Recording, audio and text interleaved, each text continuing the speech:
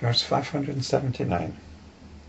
If anything grows from nothingness, the poor will become rich.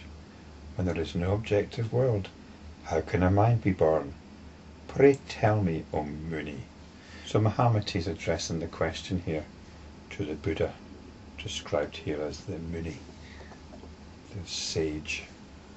And in the last few verses there's been a slightly philosophical tone, which isn't particularly good, and it's in fact rather feeble. And we've got another example here. If anything grows from nothingness, the poor will become rich. So it's trying to argue against the common assumptions that most of us make. The common philosophical assumptions that most of us make. And that assumption is that there's an individual here experiencing an external world out there. And that world at some point didn't exist. And then it came into existence. And there are various processes which took place to bring it up to how it is today. So this story, the story which most of us subscribe to, we're being told is ridiculous, it's rubbish. And I explored this in the last video, which I think some better examples than the one given here. The one given here is saying, if it's so that the world can change, then the poor will become rich. So this is actually a very telling comment, isn't it? Because at the time this was written, and in the past, it was true of most societies, if not all, the poor had no possibility of becoming rich. You were born poor. You were born into your lot. You were born into your station in life, and that was your lot. That was it. Not just in India, but in most other parts of the world. Traditional societies are organised in very strict along very strict caste lines or class lines. But nowadays, in modern times, it is possible for the poor to become rich. Not perhaps so easy, but it's still possible. Because we've had revolutions which have upset the traditional order. The traditional order is usually something that needs upsetting. So let's never mind this rather feeble argument.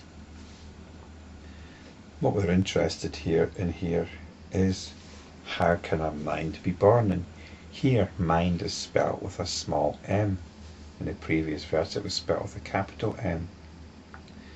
Mind with a small m refers to the mind of me, my mind. We are told in the previous verse that there is no objective world with different things in it and with some remote past. As enlightenment practitioners, we let go of the world. We come back to mind with a capital M.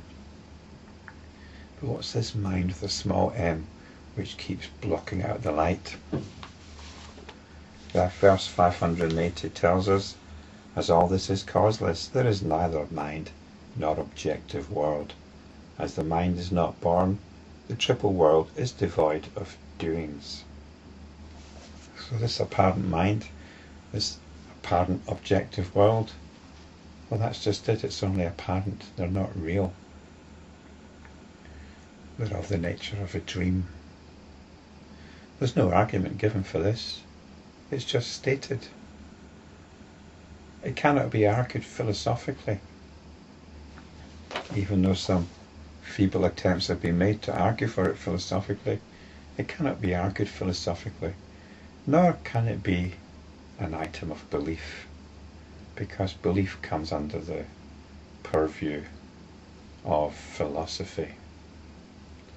It's something that has to be realised, and it's realised by realising the nature of awareness that is aware of whatever's going on. This is the awareness we come back to. And it's still. It's devoid of thought. It's devoid of ideas. It's devoid of beliefs. It's devoid of arguments and inferences.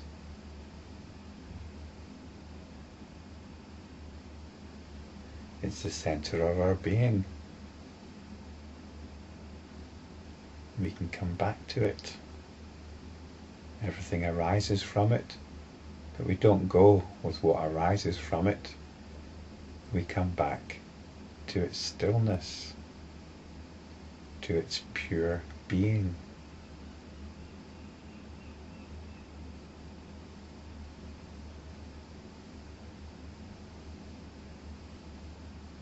There's no world here. There's no me here.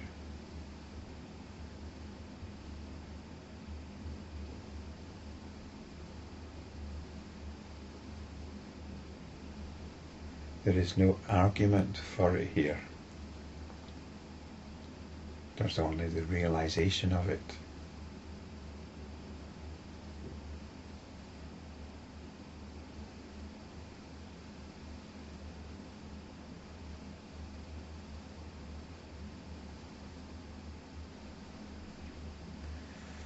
And all that stuff that's apparently going on in this so-called triple world.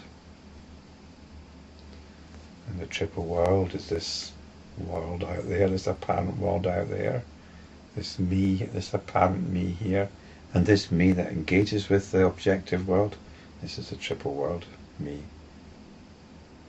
there, and the interaction, the engagement. It's like a bar magnet with its magnetic field. We step back from that. We step back from it, not in a cowering kind of way, but in an all-embracing way, in a loving way. We step back in a loving, all-embracing way.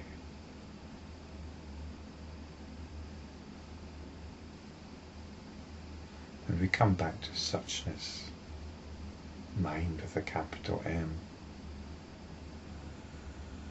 And all the apparent doings of the triple world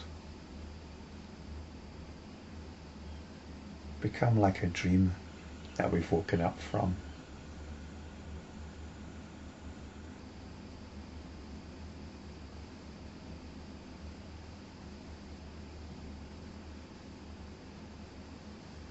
It's a big relief.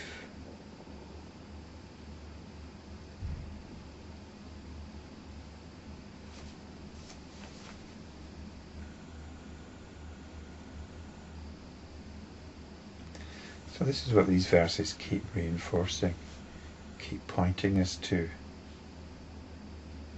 We mustn't get lost in philosophical debate, philosophical understanding.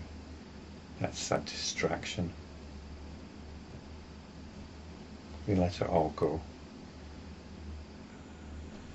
Verse 581 says, in order to remove the notion of birth and accomplish that of no birth, I teach the doctrine of no cause, but this is not understood by the ignorant. So this doctrine of no cause is what we've been talking about. And it's not understood by the ignorant, because the ignorant are concerned with understanding.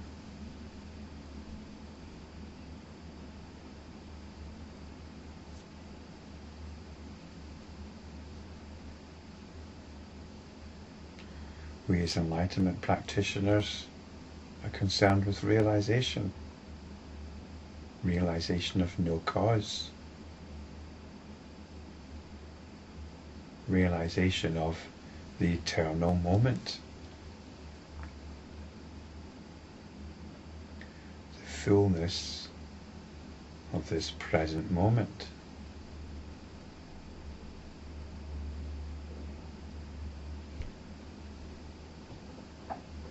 Everything stems from this present moment.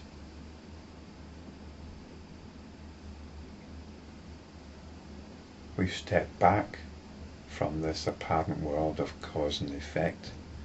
We've stepped back from the me that engages with this world. We've stepped back into all-embracing, loving awareness.